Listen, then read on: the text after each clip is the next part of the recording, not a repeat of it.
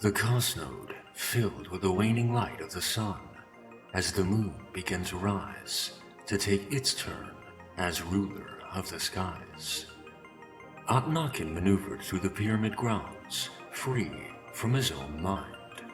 He observed colorful hues which held the promise of his eternal reign. Atinatken breathed upon alkalinity, fresh air cold and clean, and closed his eyes, allowing for a greater stillness to become of his mind. After a long moment, a soft voice echoed from behind. You know I admire all that you have done. Atinatken turned. Neferati, He said triumphantly. how did you find me here? He turned to his queen, his voice lovingly proper. I always know where you tread. A haze of ecstasy emanated from Neferati, filling the atmosphere as the two gazed upon one another.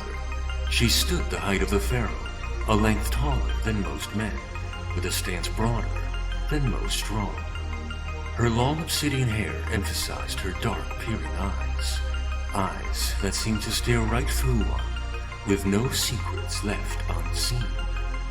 Streaks of golden light cast from her aura illuminated the pyramid gardens around them, now a vibrant glow. A bright blue rim added blue hues that decorated the golden light painted upon their surroundings. She paced toward Atinatken, a move to kiss, and Atinatken breathed in her love. He kept his eyes closed for a moment longer after their embrace. Understanding that the moment was now gone, he opened them and looked at his beloved.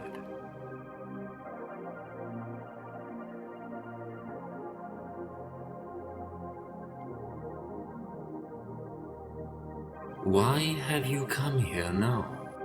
To oversee you. Her voice was light and unweighted, furthermore intoxicating. I put the traitors to death tomorrow. This we already know. Neferati raised her hand to caress his face. That they would prolong your plan for re-emergence. She looked to her left, squinting against the rays of the sun that so slowly fell to the horizon. Neferati's gaze sank to the open sands north of the cosmode, once again returned to stare upon the pharaoh. That they would prolong our journey. She leaned in. Make them suffer. She whispered. Make them suffer. That they will. It is under your law I have placed them. I would have expected no less. It is my name they cling to. There is no higher order among those halls. Only atonement. Atinatken remarked. Neferati grinned. But I am everything. Atinatken smiled and turned alongside his queen, locking arms. The royalty walked in silence, surveying the great and powerful pyramids. Surrounding the structures were beautiful plants and bright vegetation. Various made waterfalls and streams ran around and under marble seating and stone pathways that etched their way throughout the complex. This place is one of many that reflects my power. Water, nature, and the eye of divine energy. This place suits you well, master of two worlds. I am of all existence. You are my life, and soon to be the life of all the world. One day I will again become the sentient immaterial, the fibers comprising realities. In this, we both know, great Pharaoh. I had hoped to see you sooner, my queen. Atinatken said, patting her fingers that gripped his arm. You of all know that things manifest clearly when the time is deemed right. Atinatken nodded.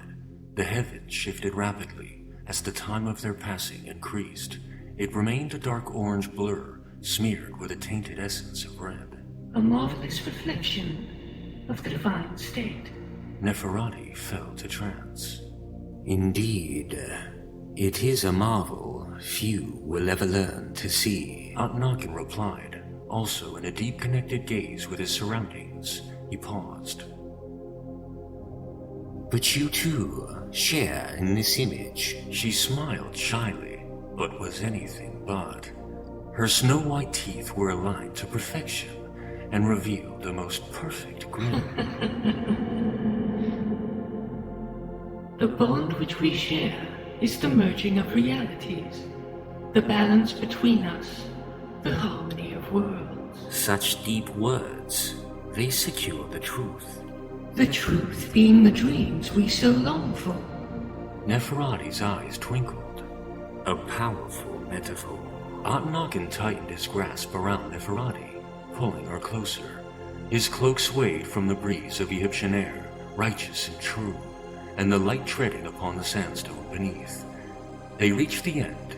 He opened wide his arm, revealing the edge of the pyramid belt and the miles upon miles of countless rows of pyramids. All of this I have perfected for you. The Cosnode, the palace, the glorious new grounds of Egyptia, the Rimwalk, the visionary.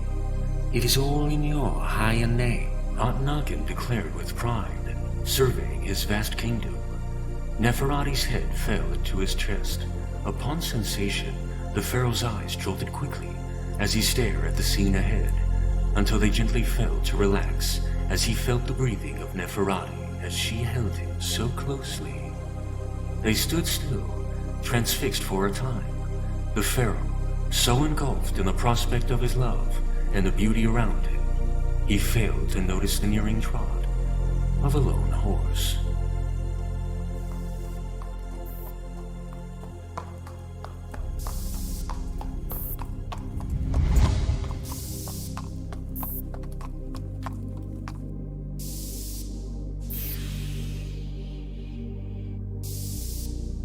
My pharaoh? An electric voice rang out. Atinatken closed his eyes and breathed in deeply. His arm fell to his side, slower than gravity would have allowed, as it passed through a fading opposition, a slight force of magnetic resistance. The sensation ceased and faded away. Tenhut stared. He sensed a higher energy around Atinatken, but he could not be certain as to the origins of this force. Are you meditating, my king? Tenhut asked, hesitant. If this is so, I may return. Atinatken was still for a moment before shaking his head. He opened his eyes and looked at Tenhut. That will not be necessary. He said, a subtle tone hidden in his voice, unrecognized even by the great Tenhut. Atinatken faced the declining day. I was just reflecting on a higher state, one that has distant past. Tenhut ushered his horse forward several feet and pulled back on the rein. As do I, my pharaoh, from time to time. The final breeze of the evening struck the Cosnode as the sun emitted its final glow across the vast horizon. Atinatken savored the scene before taking his last controlled breath of the cool Egyptian air. Remnants of the moments prior still oscillating within his mind. The pharaoh turned and approached Tenhut, staring up at him. Tenhut, so grand, so magnificent, as he sat seated on his horse, observing his pharaoh. Tenhut nodded as Atinatken passed him by. He looked up, watching the concluding spectacle. Satisfied with the view, he turned to follow his king as they walked to the palace under a drowning sun. Neither man witnessed its final descent.